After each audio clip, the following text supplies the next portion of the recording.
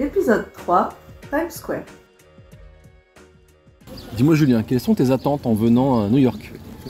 Mes attentes, c'est voir si ça correspond bien à ce que j'imagine des États-Unis déjà. Les choses en grand, les choses vraiment démesurées. Et puis découvrir là un maximum de points importants de New York, quoi, comme la Statue de la Liberté par exemple.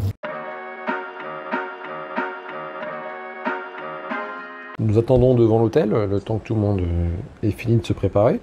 Et je vois passer un camion américain, avec une zone de chargement à l'arrière, enfin tout ce qu'il y a de plus classique. Ce qui m'attire, c'est le visuel, le nom de l'entreprise qui est logoté dessus. Donc je vois une esquisse de planète tracée avec des traits rouges. Je vois le nom, ProShed Security. Je me dis, tiens, qu'est-ce que ça peut être? Et je vois en tout petit ce qu'ils font en fait, quelle est leur activité.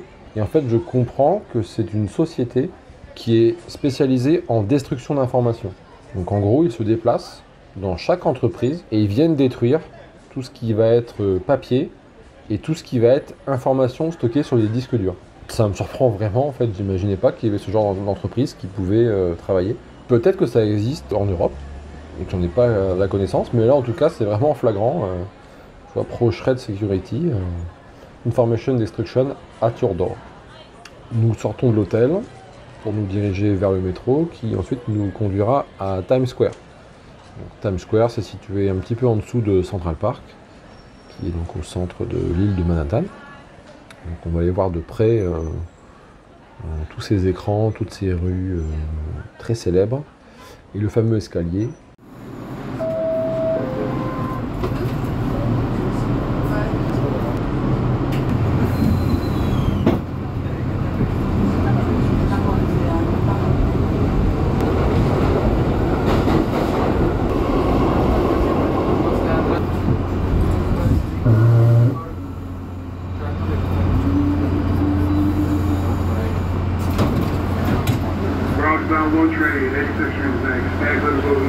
Ça y est, nous sommes sortis du métro, station 42, Times Square. C'est écrit en grand au niveau de la station. C'est également indiqué dans chaque métro. D'ailleurs, c'est pas tout à fait comme à Paris. Parfois, c'est un plan fixe, c'est à vous de voir où est-ce qu'on est. Et parfois, en fait, vous avez tout un affichage digital. Il y a un marqueur sur la gauche au niveau de l'affichage, c'est la prochaine station. Et au fur et à mesure, ça se décale vers la gauche. Donc, vous savez combien d'arrêts il vous reste avant de descendre. C'est un fonctionnement un petit peu spécifique, mais on finit par s'y faire. Au final, c'est plutôt intuitif. Allez, c'est parti. Donc là, on va marcher dans Times Square. On va aller se confronter à la foule. On va aller essayer de voir d'un peu plus près ce que l'on peut voir à la télévision, ou ce dont on a déjà entendu parler autour de nous.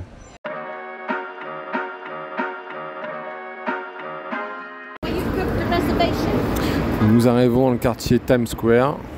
C'est là qu'on prend la pleine mesure de la hauteur immense des gratte-ciel avec des énormes publicités qui font 30 mètres de haut.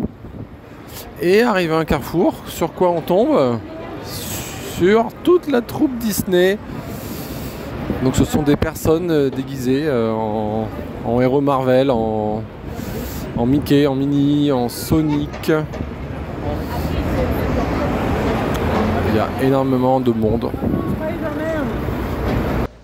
Alors Céline, qu'est-ce que tu peux nous dire sur Times Square? Alors, déjà, quand j'y suis arrivée, j'ai pas été si impressionnée que ça finalement.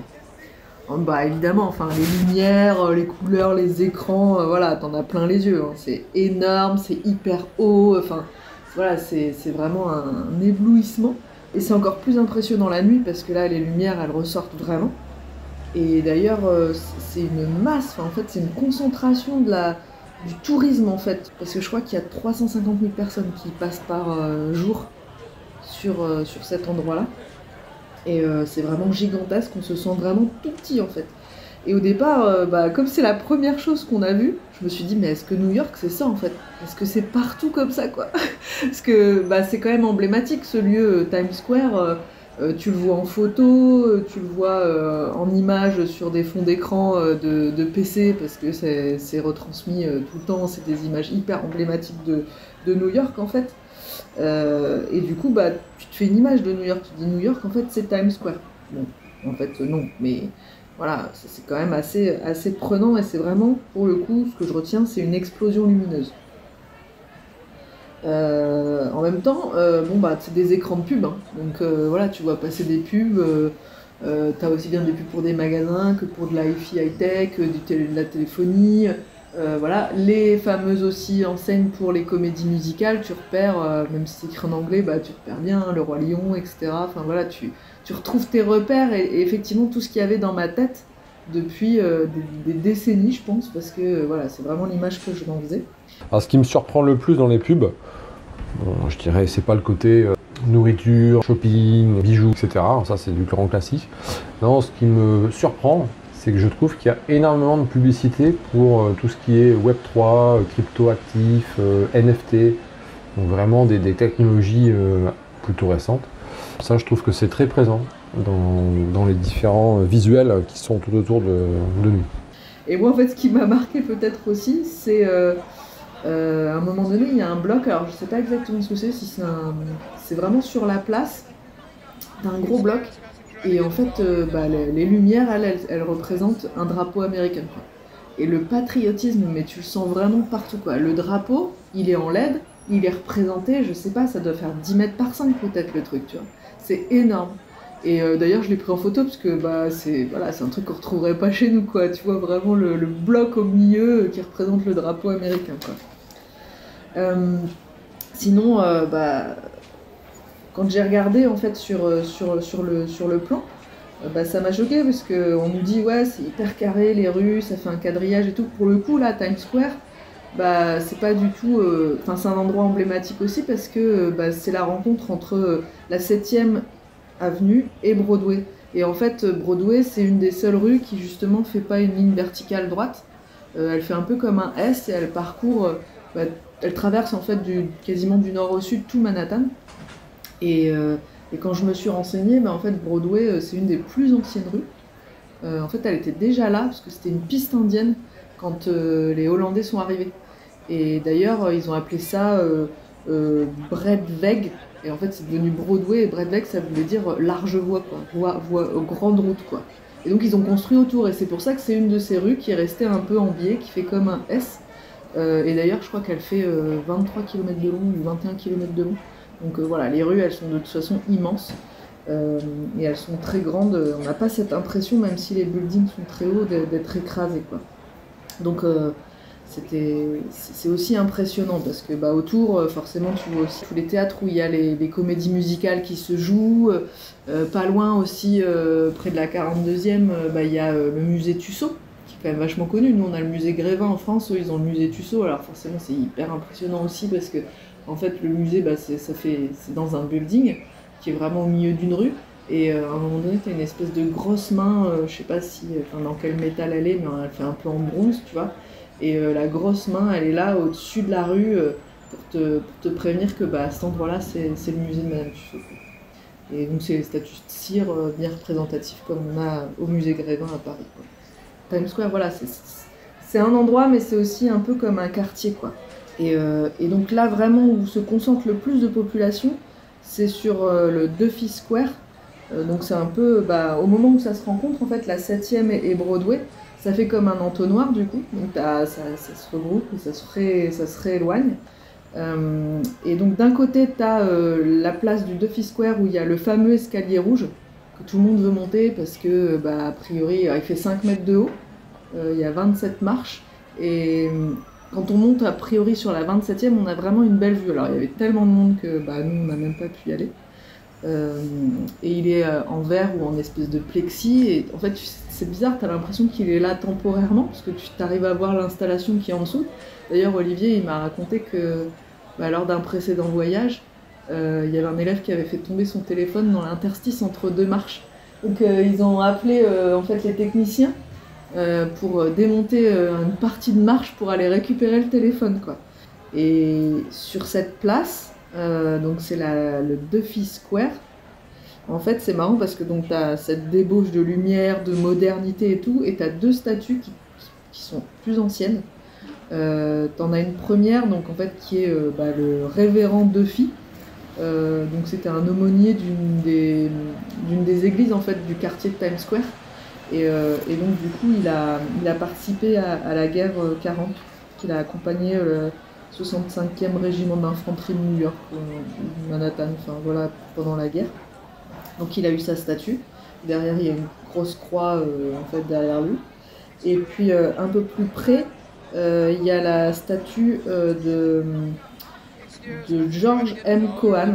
Donc bon, je savais pas du tout qui c'était. Il est mort en 42. En fait, a priori, c'était un acteur, producteur, compositeur. Enfin, le mec a commencé hyper jeune. Et en fait, c'est un peu l'emblème, en fait, le showman par excellence pour les Américains. Il a commencé avec ses parents et tout ça. Et en fait, il a écrit une chanson aussi donc, qui s'appelle Give My Regards to Broadway. Donc du coup, voilà, la statue a été mise là. Et c'est vraiment l'emblème en fait du showman américain. Quand on va dans l'autre sens côté sud, donc on a l'autre partie de l'entonnoir, donc la 7e et Broadway qui se redivisent. Là, il y a un autre triangle où on a le number 1 Times Square, donc c'est un autre immeuble. Et au-dessus de cet immeuble, en fait, on a la fameuse boule qu'on voit aussi à la télé, que moi je pensais que c'était énorme, mais en fait, quand tu es dans Times Square, tu le vois pas si tu fais pas attention.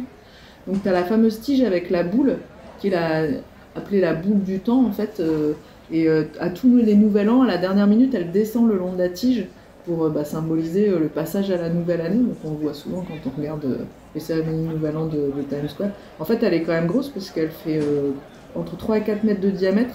Je crois qu'elle fait 500 kg, c'est tous des petits triangles de cristaux avec des lumières dedans, etc. Et en fait, c'est un symbole pour les marins, pour en fait, bien remettre au point leur chronomètre. Et on retrouve en fait ça un peu partout dans le monde, sur des phares, sur des bâtiments militaires, etc. Où normalement ça marque toutes les heures. Mais sur Times Square, en fait, ils l'utilisent que au moment du Nouvel An. Donc j'ai retrouvé un peu comme ça des symboles que moi j'avais dans ma tête, mais qui m'ont paru globalement quand même pas aussi énormes. Enfin, en fait, la vision que je m'en faisais d'un truc démentiel, voilà, la boule, si j'avais pas vraiment bien regardé et que je m'étais pas dit, tiens, il est censé y avoir ça, je pense que je serais passée complètement à côté, parce que on le voit pas, quoi. On est perdu dans cette masse.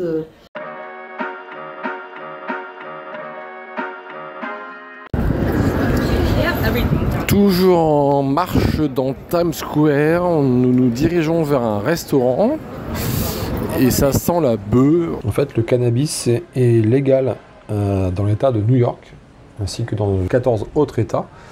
Donc ça fait déjà 2 ans que c'est en place. Ce que l'on voit, c'est qu'il y a beaucoup de gens qui fument du cannabis, très peu de gens qui fument des cigarettes. Et dans les 2 cas, ce que l'on sait, c'est qu'il y a énormément de zones qui sont interdites de fumer, donc, comme chez nous en France, tout ce qui est espace public fermé, restaurants, hôtels, etc. Et également les zones piétonnes. Donc Times Square est une zone piétonne, donc logiquement, il ne devrait y avoir personne qui fume et de la cigarette et du cannabis. Au vu du parfum qui se dégage dans l'air, on peut estimer que, ok, il n'y a peut-être pas de cigarette dans le coin, mais en tout cas du cannabis, il y en a énormément. Et puis à chaque coin de rue, il y a des personnes qui vous proposent de consommer, d'acheter en toute légalité. Et on se demande même si en retournant chez nous dans quelques jours, est-ce qu'on risque pas d'être détecté positif. D'ailleurs, je vois quelques-uns des jeunes là, qui nous accompagnent, qui n'ont pas l'air en pleine forme. J'ai les yeux, je suis comme ça en fait depuis tout à l'heure. Oui, j'ai les yeux qui piquent un peu là. Comme toute réglementation, si quelqu'un est pris en flagrant délit en train de fumer dans un endroit qui est interdit, l'amende s'élève à 50 $.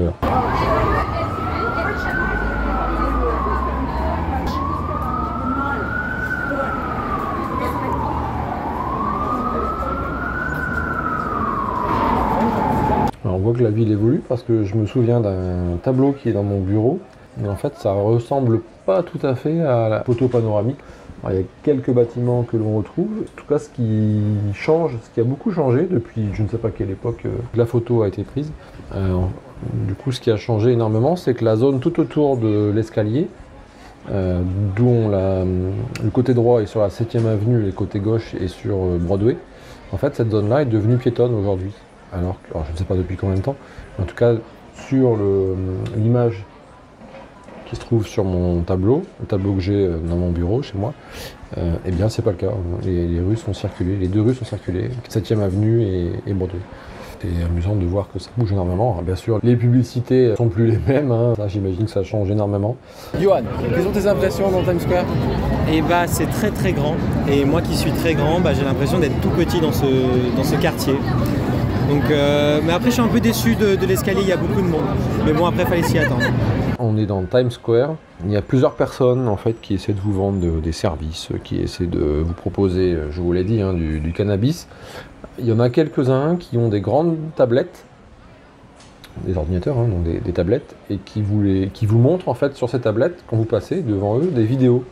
Et en gros, le service qu'ils proposent, c'est de faire de vous une vidéo 360 degrés, où en gros la caméra fait le tour de vous. Donc, vous montez sur un plateau qui tourne, et sur ce plateau, en fait, il y a une barre avec un halo lumineux. On voit beaucoup cet accessoire qui est utilisé notamment par les youtubeurs, parce que ça éclaire le sujet, avec une caméra, du coup, un peu comme si la caméra était tendue au bout d'une perche, sauf que là c'est directement tout intégré. Et donc la personne monte sur le plateau tourne autour d'elle, et finalement fait un 360 de la personne, au milieu du décor, des bâtiments, des rues, des panneaux, etc. Donc je ne sais pas quel est le prix de cette prestation, je ne suis pas intéressé, mais en tout cas je vois que ça fait partie du folklore local, au-delà des personnes donc, qui se font prendre en photo. J'imagine aussi qu'ils feront payer un tarif pour avoir un beau cliché avec Batman ou Spider-Man ou King Kong, ou bien encore... Ah oui, il y avait... Alors King Kong avait un ami, donc sur la place on a vu effectivement quelqu'un déguisé en King Kong. Eh oui, je suis désolé, je casse le mythe. Ce n'est pas King Kong, ce n'est pas celui du film. Je pense que c'est un acteur, même s'il était très grand et qu'il était très impressionnant. Ce qui était moins impressionnant, en fait, c'était son ami qui était juste à côté, qui ressemblait à un T-Rex, hein, donc un tyrannosaure, un dinosaure. Et lui faisait un petit peu...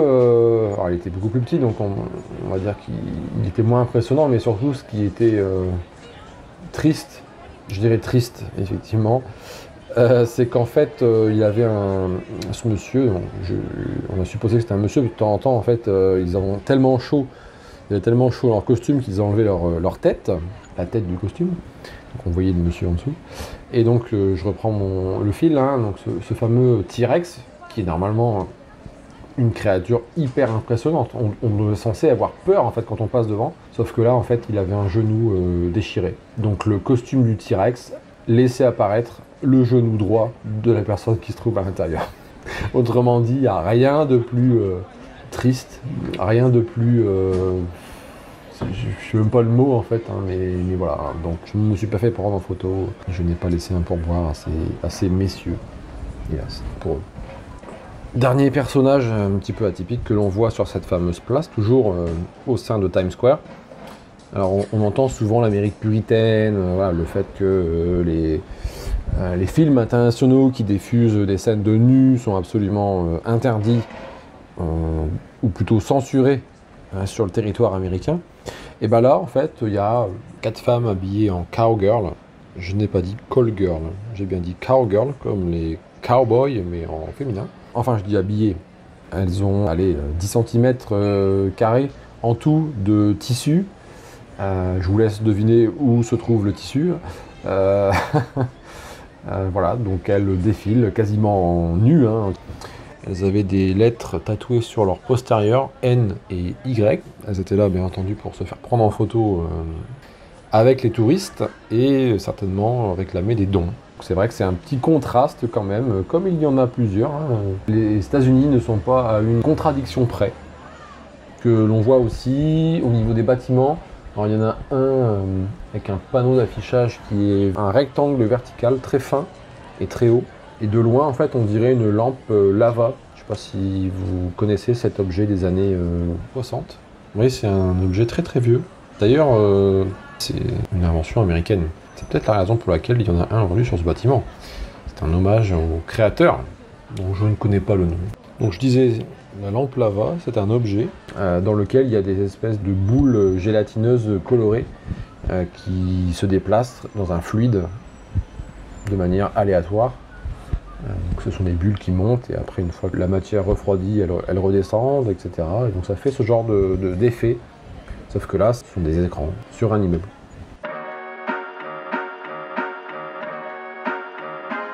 Dans le moment de quartier libre, on s'est tous décidé d'aller boire un verre. On savait pas trop où aller, parce que c'est vrai que c'est beaucoup de magasins pour consommer, pour acheter des fringues, etc. sur Times Square. On s'est un petit peu éloigné, on a trouvé un bar pub qui avait l'air un peu sympa, art déco à l'intérieur, voilà, avec des plantes qui descendent du plafond, des lustres avec des boules lumineuses. Bon, globalement un peu déçu, bon, déjà forcément parce que c'est cher, et en plus on arrivait à un horaire où pour nous on pensait faire un peu un happy hour, tu vois, boire un verre, mais les Américains en fait à cette heure-là ils mangent déjà, et donc du coup ils avaient pas trop envie qu'on s'installe à une table pour boire juste un verre. Donc ils nous orientaient plutôt vers le bar où on allait être tous alignés, c'était pas trop notre but, hein. C'était quand même notre première journée, on voulait échanger nos premières expériences, mais on voyait que ça les gênait quoi, vraiment, parce qu'on n'allait pas consommer pour manger, et donc nous installer à une table c'était problématique, alors que pour nous c'était juste un bar, hein. Et pour eux voilà, c'était déjà trop tard pour juste consommer, ou alors il allait falloir revenir après. Bon, finalement, on a négocié, voilà, ils n'étaient pas hyper chaleureux pour le coup, mais ça s'est bien passé, et puis on a pu boire un verre.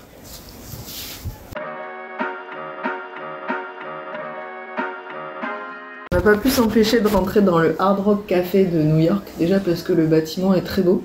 C'est écrit Paramount au-dessus, voilà, et il est assez majestueux. Et puis, c'est pas seulement un café, en fait, c'est un magasin, un musée, une salle de spectacle, café, resto, quoi.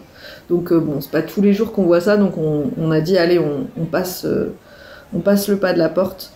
Donc au rez-de-chaussée, c'est plutôt boutique, donc ils vendent tous les produits dérivés, t-shirts, casquettes, gobelets, voilà, mugs, enfin tout ce que vous voulez, bien sûr, évidemment à des prix démentiels. Et puis après, il y a un escalier qui permet de descendre. Alors là, entre le rez-de-chaussée et l'escalier, en fait, au plafond, il y a une immense guitare qui penche, enfin qui est suspendue, hein, vraiment, voilà, du décor, mais c'est vraiment majestueux, t'as l'impression que ça va te tomber dessus. Et ça prend, en biais comme ça prend toute sa dimension, voilà, et ça te montre que tu rentres dans un temple de la musique, en fait. Et puis derrière, ça fait comme un gros soleil accroché, enfin moi je l'ai perçu comme ça, j'avais l'impression que le soleil fumait un joint, parce que bon, c'est quand même un peu l'ambiance locale, hein, voilà. Et quand on descend les escaliers, on arrive en fait dans un espèce de mini musée, où il y a plein de choses qui sont exposées, des disques d'or, disques de platine, etc., des objets qui ont appartenu aux plus grandes stars comme les Beatles, Jim Morrison, Nirvana, Elvis Presley, etc. Et puis on peut voir aussi des costumes de scène de Madonna, de Gwen Stefani, de No Doubt et tout ça. Voilà, et c'est assez impressionnant, enfin c'est calme dans cette ambiance, et puis voilà, c'est des choses qui doivent valoir déjà un bon petit pactole. Donc petite visite éclair, mais agréable à faire, et puis voilà, on est bien dans l'ambiance américaine, quoi. Alors Olivier nous avait prévenu, il faut pas louper le magasin M&M sur Times Square. Bon, ouais, ok, M&M's, ouais, mais quand même c'est THE magasin, quoi. En fait c'est un supermarché du M&M's, tu vois. Le truc de malade. Bon, quand tu rentres, tout le monde consomme, tout le monde achète. Moi j'ai été vaccinée d'emblée, alors je dois être vraiment radin quand même, parce que je trouve que c'était hyper cher, style c'était 100 grammes 12 €, quoi. 100 grammes de M&M's, c'est rien du tout, hein. Par contre, c'est hyper impressionnant. T'as tout un mur avec des gros tubes verticaux et des M&M's de couleurs différentes. Alors, soit tu les prends multicolores, un peu comme dans les paquets qu'on achète chez nous, soit tu les prends que dans une couleur. T'as des couleurs, tu vas toutes les couleurs, hein, des couleurs pastel, rose, rose poudré, rose un peu plus foncé, vieux rose, violet, mauve. Après, tu passes dans les bleus, les jaunes, enfin vraiment toutes les couleurs. T'en as avec des paillettes, t'en as métallisé un peu. Enfin, vraiment de tout. Donc ça c'est impressionnant, ce mur sur 2 étages, et en fait t'as la petite tirette en bas pour remplir en fait ce que tu veux. Voilà, bon, tous les objets, les vêtements, les layettes d'enfants à 35 $, le petit body, enfin voilà. Mais tu peux acheter, en fait tu peux être habillé de la tête aux pieds en M&M's. Et puis aussi, on a eu l'occasion de goûter une nouvelle sortie, un nouveau produit M&M's. Alors nous, Arnaud et moi, on n'a pas trop aimé. En fait, au lieu de la cacahuète, ils ont remplacé la cacahuète par... ça fait comme un petit morceau de carambar mou à l'intérieur, quoi. Donc quand tu croques, t'arrives sur du mou et c'est du caramel. Pour moi, c'est plus du M&M's, quoi. On est passé dans une autre dimension. Moi, le M&M's, vraiment, il me faut la cacahuète. Voilà. Donc hyper impressionné, ressorti les mains vides, mais voilà, la démesure. Comme d'habitude, la démesure.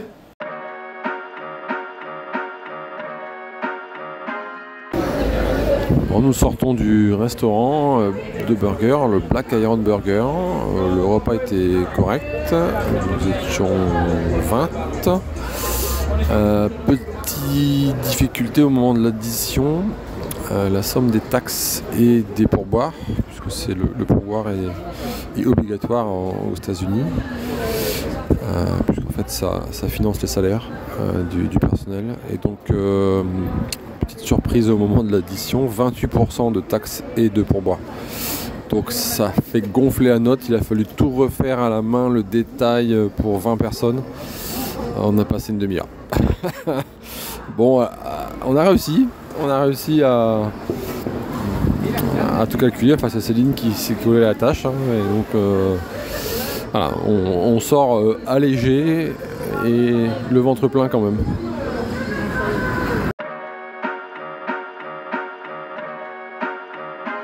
Arnaud, qu'est-ce que tu penses des gens qui s'endorment très vite dans toute situation? Je trouve que c'est une compétence incroyable, une capacité à recharger les batteries. Moi franchement, j'admire cette compétence-là, je ne l'ai pas. Et je trouve que c'est vraiment très impressionnant. Il paraît qu'il y en a à New York, non? Moi j'en ai rencontré une, j'ai passé plusieurs nuits d'ailleurs, pas très loin d'elle, cette personne. Et ouais, j'ai trouvé que c'était vraiment une super compétence à développer. J'imagine qu'il y a une recette, j'aimerais que cette personne me transmette la recette. S'il y en a une, bien sûr. Ah, c'est beaucoup d'entraînement. D'accord. Concentration. Ok. Focus. Un focus. Ah oui. Mais je peux te coacher. Bon voilà, cette première journée à New York est terminée. Ça fait 25 heures que nous sommes éveillés. Il est vraiment temps d'aller se coucher. Nous espérons que ce premier retour vous a permis de vous familiariser avec le premier environnement à New York. Rendez-vous demain matin pour du sport. Pour ma part, je pense que ça va le faire, là, me lever un petit peu tôt. J'ai vu qu'il y avait Central Park juste à côté, donc ça me donne vraiment envie d'aller chausser mes baskets, partir à 6 h du matin pour pouvoir revenir au petit déjeuner à 7 h.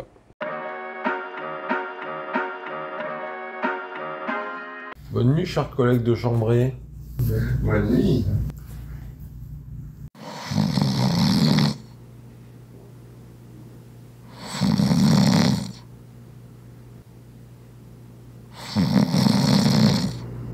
Bon là vous l'entendez franchement avec le combo climatiseur et enflement, je ne suis pas prêt de dormir.